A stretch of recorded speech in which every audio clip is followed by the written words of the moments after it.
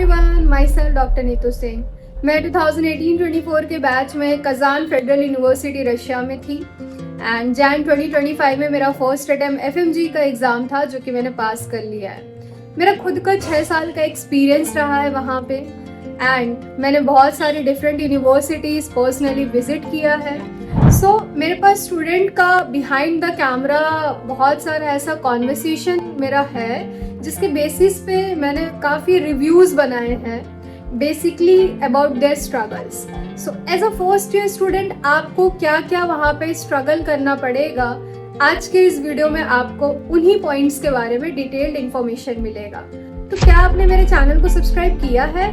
नहीं किया है सो प्लीज़ मेरे चैनल को सब्सक्राइब कर दें, वीडियो को लाइक करें एंड शेयर करें उन सभी स्टूडेंट्स से जो भी अब्रॉड का प्लान कर रहे हैं। So let's get start. So सबसे पहली चीज़ जो इंडियन स्टूडेंट को फील होती है ना रशिया जाते ही, लैंग्वेज। यस, क्योंकि रशिया की खुद की लैंग्वेज है एंड हम लोग हिंदी या इंग्लिश बोलने वाला ज़्यादातर स्टूडेंट्स होते हैं। सो जाते ही डेफिनेटली हमें लगता है कि ये कैसी लैंग्वेज है, कौन सी लैंग्वेज है, इसको क्या बोलते हैं। एंड पर्सनली आप मेरे से पूछोगे ना तो मैं रशिया जाने से पहले मैंने यूट्यूब पे कुछ स्पेसिफिक वर्ड्स देख लिए थे ताकि मेरी लाइफ थोड़ी इजी रहे स्टार्टिंग में। तो इसलिए वो छोटे छोटे words hello, hi, bye, thank you, sorry, नहीं, हाँ, ये सारी चीज़ें मैंने ऑलरेडी जाने से पहले सीख ली थी। एंड यस, मैं खुद आप लोगों के लिए इसके रिगार्डिंग सेपरेट ब्लॉग बनाऊंगी क्योंकि मैं नहीं चाहती कि ये वीडियो बहुत लंबा हो जाए और आप ऑफ द टॉपिक चले जाओ, क्योंकि अभी फिलहाल इस वीडियो में हमें स्ट्रगल्स के बारे में डिस्कस करना है जो आप वहाँ जाते ही फेस करोगे एंड उसका सॉल्यूशन भी हम डिस्कस करेंगे।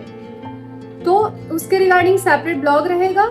जो बेसिक वर्ड है जिनकी आपको नीड पड़ेगी मैं वो वीडियो बना के अपलोड कर दूंगी, आप वहाँ से देख लेना, ठीक है। तो लैंग्वेज का स्टार्टिंग में रहेगा बट बेसिक वर्ड पता होगा तो कंप्लीटली आराम से चीज़ें हो जाएंगी। सेकेंड चीज़, इसको सॉल्व करने के लिए गूगल ट्रांसलेशन का ऐप होता है, या तो आप सेपरेट एप्लीकेशन डाउनलोड कर ले या फिर गूगल ट्रांसलेट डायरेक्टली भी गूगल पे सर्च करोगे ना, वहाँ पे लैंग्वेज चूज कर देना, ऑप्शन आएगा, आप करके देखें, आपको समझ में आ जाएगा। एक साइड आप इंग्लिश चूज कर देना, एक साइड आप रशियन चूज कर देना, तो आप जो भी इंग्लिश में यहाँ पे लिखोगे ऑटोमेटिक रशियन ट्रांसलेशन हो जाएगी। तो ये भी बहुत हेल्प करता है स्टार्ट। जो दूसरी इंपॉर्टेंट चीज़ है वो है इंडियन मेस, क्योंकि रशिया के हर एक मेडिकल यूनिवर्सिटी में आपको इंडियन मेस नहीं मिलेगा। बहुत सारे डिफरेंट जो सोर्सेज हैं कॉलेज के रिगार्डिंग इंफॉर्मेशन देते हैं, वो इन सब चीज़ों के बारे में क्लियरिटी नहीं देते हैं या फिर आपको गलत जानकारी देते हैं। किसी और कॉलेज का बिल्डिंग, किसी और कॉलेज का हॉस्टल, किसी और कॉलेज की मेस की फ़ोटो दिखा के कि ये कॉलेज अच्छा है, यहाँ चले जाओ, इस तरीके से लोग गलत जानकारी देते हैं।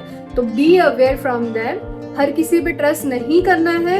लिटरली मुश्किल से 4 से 5 मेडिकल कॉलेज होंगे जहाँ पे मेस की फैसिलिटी है, अदरवाइज अभी के डेट में इंडियन मेस की फैसिलिटी नहीं है यूनिवर्सिटीज़ में। इंडियन रेस्टोरेंट मिल जाएगा, कैंटीन मिल जाएगा, कैफ़े मिल जाएगा, फूड अवेलेबिलिटी की प्रॉब्लम नहीं है। बट अगर आप ये एक्सपेक्ट कर रहे हो कि हॉस्टल में हमें मेस मिल जाए तो ये चीज़ आपको मुश्किल से 3-4 कॉलेज में ही मिलेगा।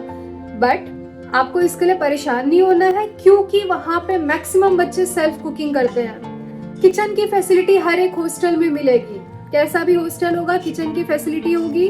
आप वहाँ पे अकेले नहीं रहोगे, आपके जो रूममेट्स होंगे, आपके जो फ्रेंड्स होंगे, आप उनके साथ मिलके खाना कुक कर सकते हो।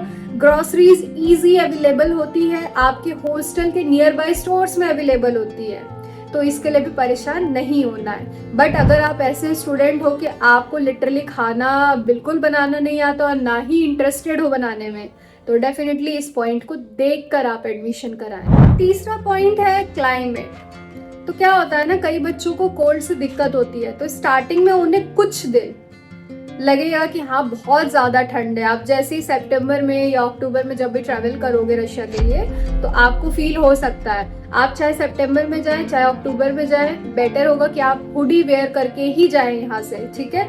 वार्म क्लोथ्स ही वेयर करके जाएं, क्योंकि वहाँ पे जैसे ही आप लैंड करोगे ना तो लिटरली आपको ऐसा लगेगा कि ठंडी ठंडी हवा चल रही है। वेदर तो हमें पता ही नहीं था, इंडिया में तो गर्मी लग रही थी, यहाँ आते कैसे ठंडी हवा चल रही है।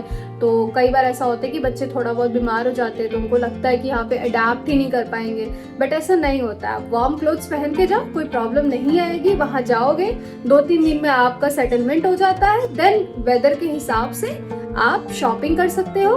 कोल्ड के क्लोथ्स वहीं से लो, ज्यादा बेटर है। इसके अलावा मैं एक टिप्स देना चाहूंगी मेरे साइड से, जो कि मेरा खुद का पर्सनल एक्सपीरियंस रहा है एंड बहुत सारे बच्चों की कंप्लेन रही है।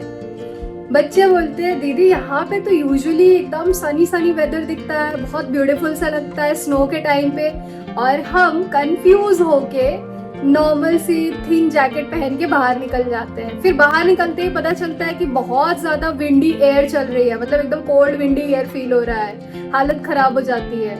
तो क्या करना चाहिए स्टूडेंट्स? प्लीज आप हॉस्टल से निकलने से पहले लिटरली 10 से 15 सेकंड का टाइम जाएगा। आप जब चेंज कर रहे होते हैं ना कि अब मेरे को निकलना है क्लास के लिए या बाहर, जो भी, निकलने से पहले गूगल पे चेक कर ले, वो एग्जैक्ट वेदर वहां पे दिखा देता है कि कितना विंडी है, रेन का चांसेस है, स्नो का चांसेस है, क्या है। टेम्परेचर जो आपको दिखे उसके अकॉर्डिंग क्लोथ्स वेयर करें, ठीक है। सूरज के धूप पे बिल्कुल भी नहीं जाए। मेरे साथ भी ये चीज बहुत हुआ है, लाइक लिटरली सनी वेदर देख के बाहर गई हूँ एंड देन वापस आई हूँ तुरंत जैकेट वेयर करने के लिए। तो प्लीज ये टिप याद रखना, आपकी लाइफ इजी हो जाएगी। चौथा पॉइंट है एग्जाम पैटर्न। क्या है ना कि हम इंडियन स्टूडेंट को आदत होती है रिटन एग्जाम लिखने की, एंड वहाँ पे रिटन तो होता ही है, बट रिटन के साथ साथ ओरल को भी बहुत प्रेफरेंस देते हैं। वहाँ का एग्जाम पैटर्न बताती हूँ।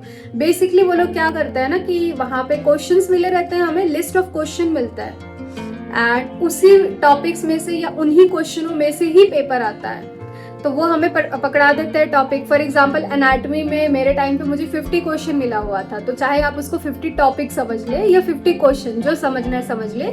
लिस्ट आती है, लिस्ट के अकॉर्डिंग हम प्रिपेयर करते हैं। हम वहाँ पे जाते हैं तो वहाँ पे पेपर रखा रहता है टर्न करके, एंड हम उनमें से एक भी पेपर उठा लेते हैं। उसमें पेपर में टिकट नंबर लिखा रहता है, उनको वो बताते हैं हमारा ये टिकट नंबर है। एंड देन हमारे पास खुद का पेपर होता है, पेन होता है, या फिर टीचर दे देती है, एंड देन हम वो लेके जाते हैं। उसमें लिस्ट में कई बार या तो 3 सवाल रहते हैं या तो 4 रहते हैं, 3 या 4 क्वेश्चन रहते हैं। हमें 15 से 20 मिनट का टाइम देते हैं कि आप जाओ सीट पे बैठो और आंसर लिख लो।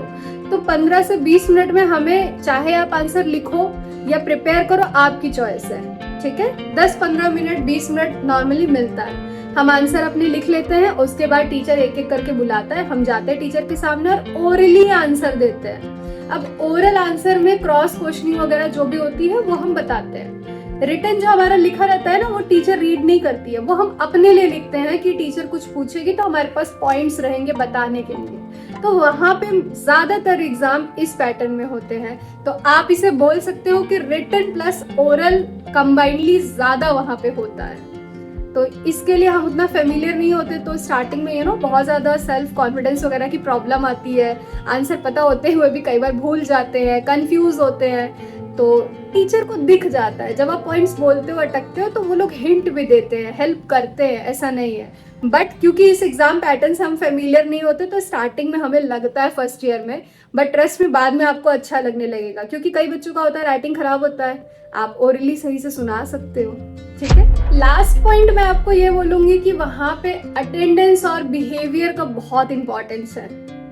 इंडिया में ऐसा रूल होता है 70% 75% अटेंडेंस का, वहाँ पे 100% अटेंडेंस चलता है। इफ़ यू आर सिक, आप मेडिकल लीव ले सकते हो। कॉलेज का खुद का हॉस्पिटल होता है, वहाँ जाओगे, वहाँ के जो फिजिशियन आपको चेक करेंगे वो खुद ही मेडिकल लीव पे लिख देते हैं, आई मीन कि इस बच्चे को ये दिक्कत है, इतने टाइम का रेस्ट चाहिए, इतने दिन का रेस्ट चाहिए। उसको स्प्राफ्का बोलते हैं रशियन में। तो अगर आप स्प्राफ्का अपने टीचर को दिखाओगे तो डेफिनेटली मेडिकल लीव मिल जाती है। इसके अलावा अगर आप क्लासेस छोड़ रहे हो आलस की वजह से या जो भी आपके रीजन हो, तो उस सिचुएशन में टीचर एक्सेप्ट नहीं करती है। अगर आप किसी अच्छी यूनिवर्सिटी में पढ़ने जा रहे हो, या फिर अगर आपके टीचर से मतलब नहीं है, किसी ऐसे कॉलेज में जा रहे हो जहाँ एजुकेशन क्वालिटी अच्छी नहीं है, उनको नहीं फर्क पड़ता है आप क्लास आ रहे हो कि नहीं आ रहे हो, तो वहाँ पे इतना सीन नहीं है। बट अच्छे कॉलेज में जाओगे तो डेफिनेटली अटेंडेंस का रहता है।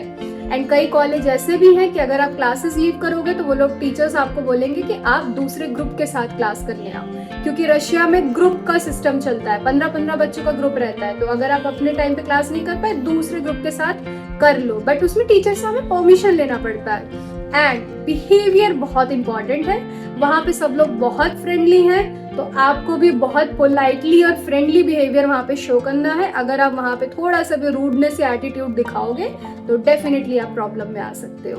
तो ये कुछ छोटे छोटे पॉइंट्स थे जो मतलब जब आप फर्स्ट ईयर में जाओगे ना तो आपको इनको लेके थोड़ा स्ट्रगल फील होगा, बट सॉल्यूशन मैंने आपको बता दिया है कि आपको करना क्या है। सो आई होप मेरा ये इंफॉर्मेटिव ब्लॉग आपके काम आएगा। एंड प्लीज गाइज, जो भी अब्रॉड का प्लान कर रहे हैं उनसे ये वीडियो डेफिनेटली शेयर करें। So see you guys, bye bye, see you in the next blog.